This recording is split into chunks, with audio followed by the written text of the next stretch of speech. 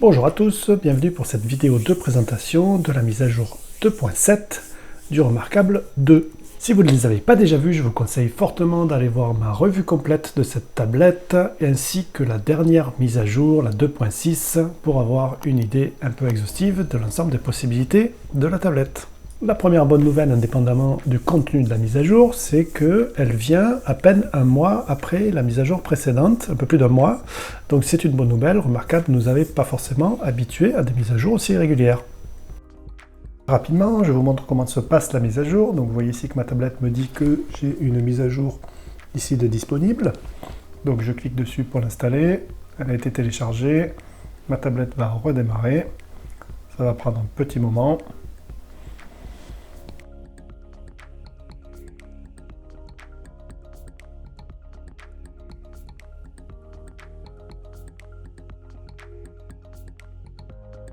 Et voilà, donc la tablette redémarre en vous présentant les différentes améliorations de cette version 2.7.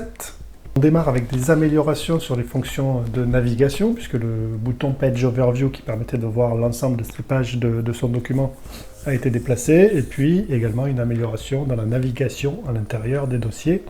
On regarde ça tout de suite dans un avant-après. On se retrouve donc sur l'ancienne version, donc j'ouvre un PDF pour vous montrer où se situe le Page Overview. Vous voyez les trois icônes de la barre latérale gauche. Si je clique sur le dernier icône, le Page Overview, c'est l'avant-dernier choix. Voilà. Et il permet donc d'avoir accès à l'ensemble des pages de son document pour pouvoir aller, en cliquant, y accéder directement à la page souhaitée. Ici, voilà par exemple.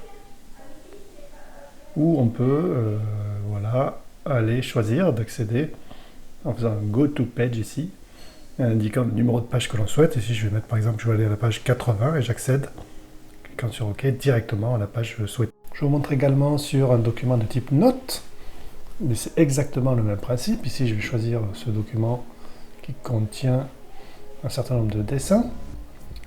On peut le s'ouvrir. Donc voilà, ici, la dernière icône de menu, puis l'avant-dernier, le Page Overview, accessible exactement comme pour les PDF. Dans la nouvelle version 2.7, donc j'ouvre le même document, et vous voyez qu'il est apparu sur le menu latéral de gauche, directement un quatrième icône tout en haut, qui est le Page Overview, donc qui a été ici déplacé. Et je clique sur le bouton, et j'ai exactement la même fonctionnalité. Vous voyez, ça n'a pas changé.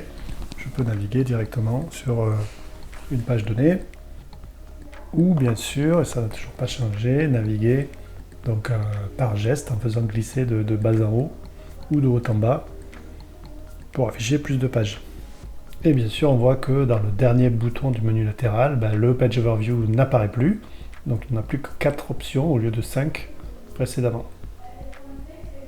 Je vous montre rapidement sur un document de type Note, donc le même que tout à l'heure, c'est exactement la même chose. Donc le Page Overview se retrouve ici, tout en haut de mon menu latéral, dans mes boutons du bas. Voilà, j'ai exactement la même fonctionnalité. Autre évolution sur cette version 2.7, donc je reviens sur l'ancienne version pour vous montrer comment ça fonctionnait, la navigation à l'intérieur des dossiers. Donc ici, je choisis de rentrer dans ce dossier-là, je vois l'ensemble des documents, et si je swipe, il n'y a rien. Si vous voyez qui se passe à droite ou à gauche, pour naviguer, je dois cliquer ici, sur la barre de navigation, ou directement sur un dossier pour pouvoir y rentrer et naviguer à l'intérieur de mes dossiers. Donc je clique sur ce dossier, il n'y a rien qui se passe, et là je reviens en arrière. Voilà, je peux remonter et descendre, je peux remonter à la racine au niveau de My File.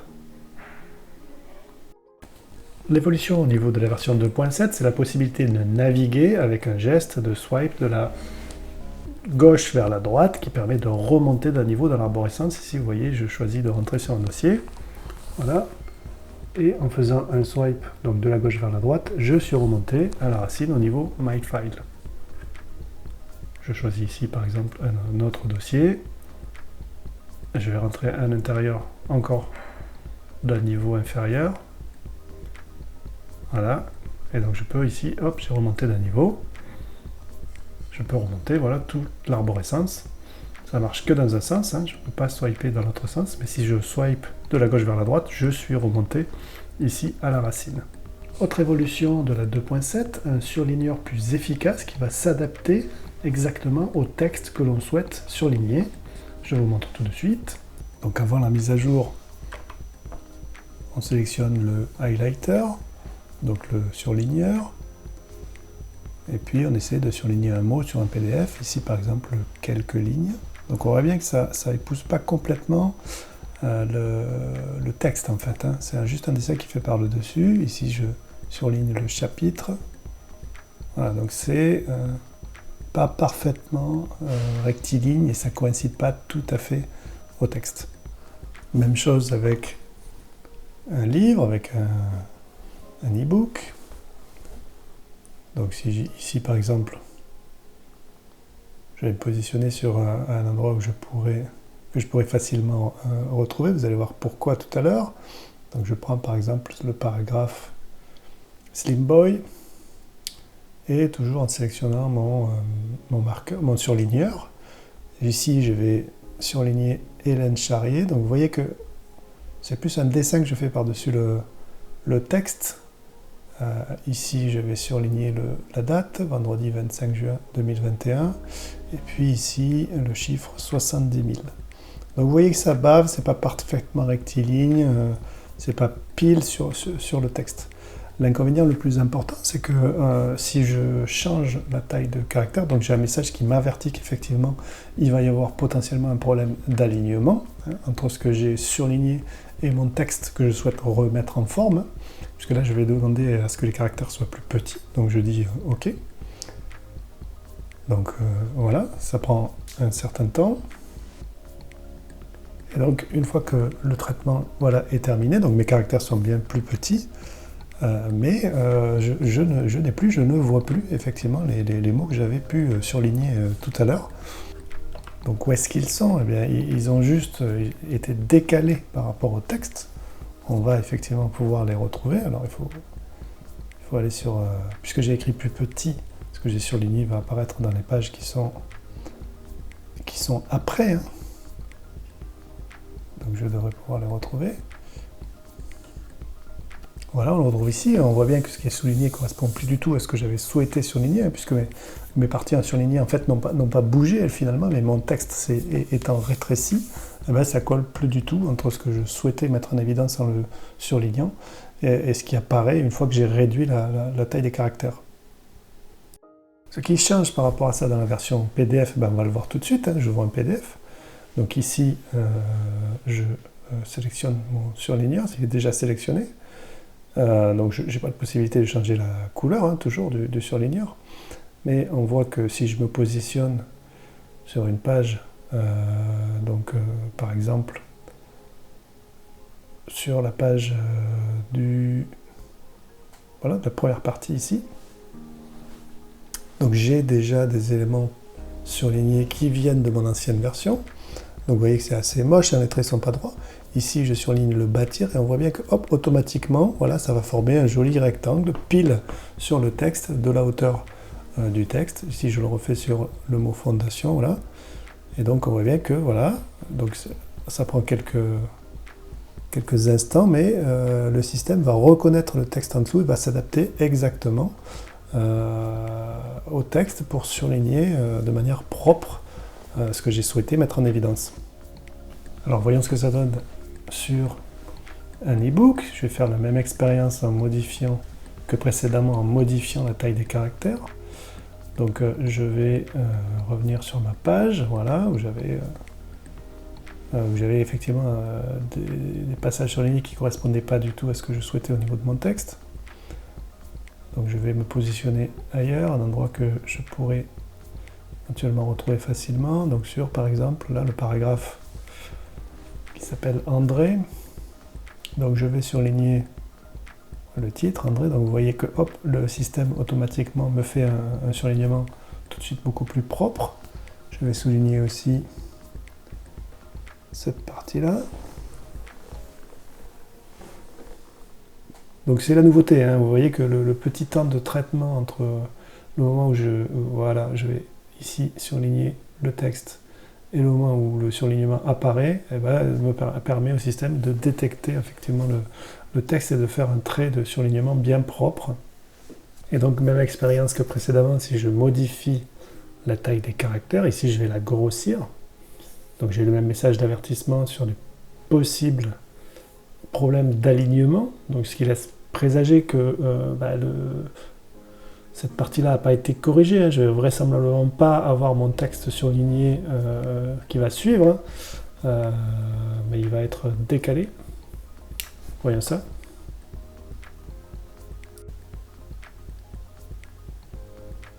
Donc voilà, ça réapparaît. C'est écrit effectivement en plus gros, mais alors il faut que je retrouve le paragraphe où j'avais surligné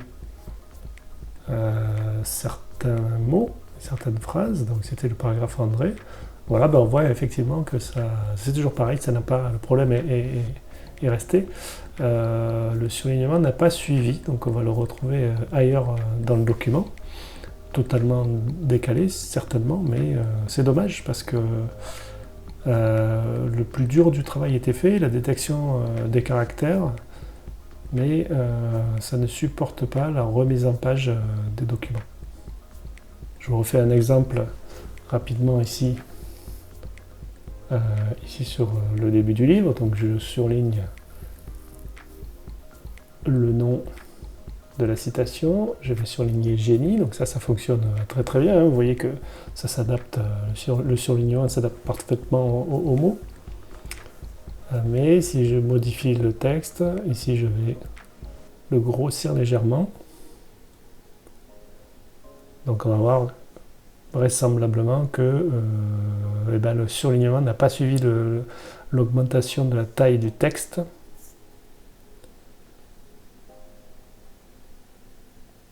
Voilà, terminé. Donc si je reviens à l'endroit, donc voilà, donc on voit effectivement que c'est décalé. Mon surlignement là est juste après mon paragraphe. Donc il ne correspond plus du tout à ce que j'avais l'intention de vouloir surligner et de mettre en évidence. C'est dommage. Autre nouveauté, et pour moi de loin la plus intéressante de cette version 2.7, c'est l'apparition de 17 nouveaux claviers en 17 langues différentes et la possibilité d'atteindre des caractères accentués à l'appui de chacune des touches. On va voir tout de suite ce que ça donne. D'abord donc sur l'ancienne version, donc quand par exemple j'utilise la fonction de recherche, ici je suis sur un clavier donc QWERTY, donc anglais. Si je fais un appui long sur le E, par exemple, il n'y a absolument rien qui se passe. Donc je n'ai pas la possibilité de saisir de touches accentuées.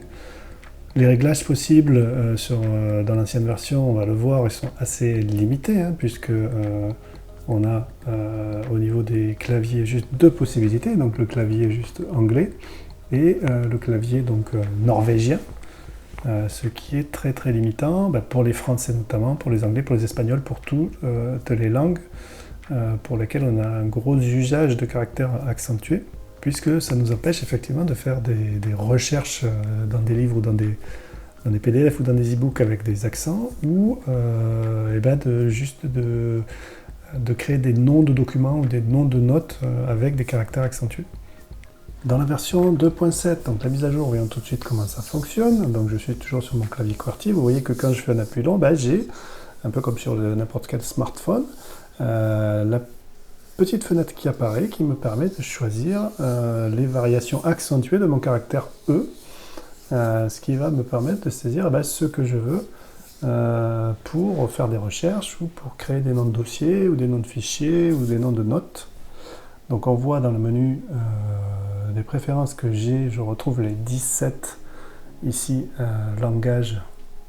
Donc 15 ont été ajoutés, on n'avait que le norvégien et l'anglais, donc j'ai ici aujourd'hui la possibilité d'avoir 17 claviers différents, et donc si je choisis le clavier français, vous voyez que je tombe sur m'est proposé le clavier AZERTY classique que j'ai l'habitude d'utiliser donc en France.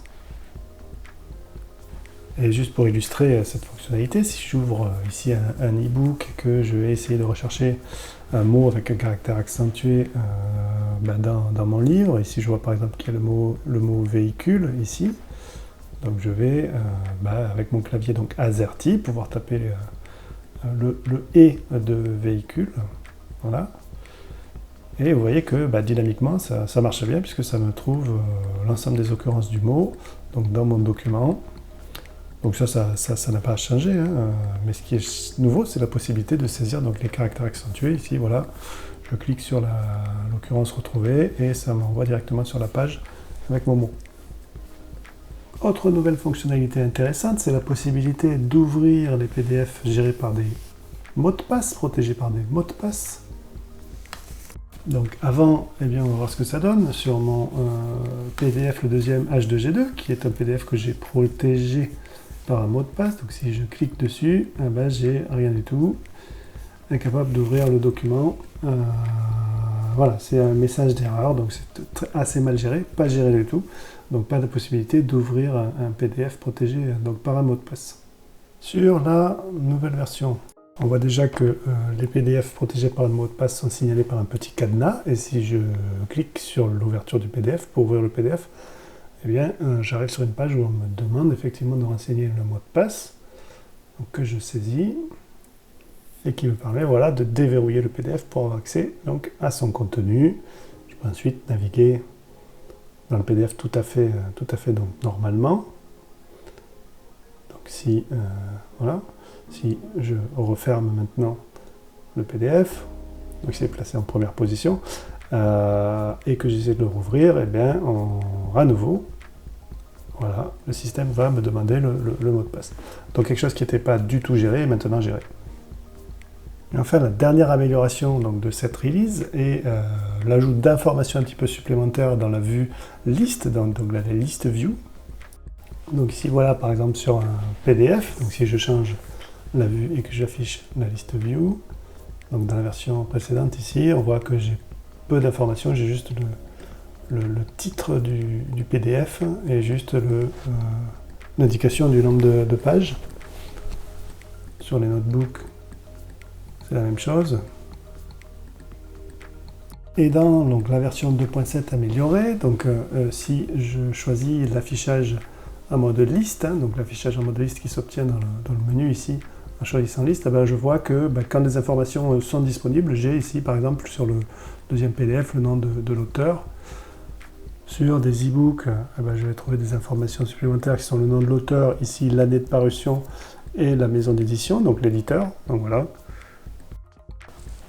Et c'est la fin de la présentation de cette release 2.7, une très bonne version avec notamment quelque chose que j'attendais depuis longtemps, c'est le clavier en français, la possibilité de saisir les caractères accentués. Si vous avez aimé la vidéo, n'oubliez pas de la liker, d'activer les notifications et surtout de souscrire à la chaîne. Moi je vous dis à bientôt pour de nouvelles vidéos.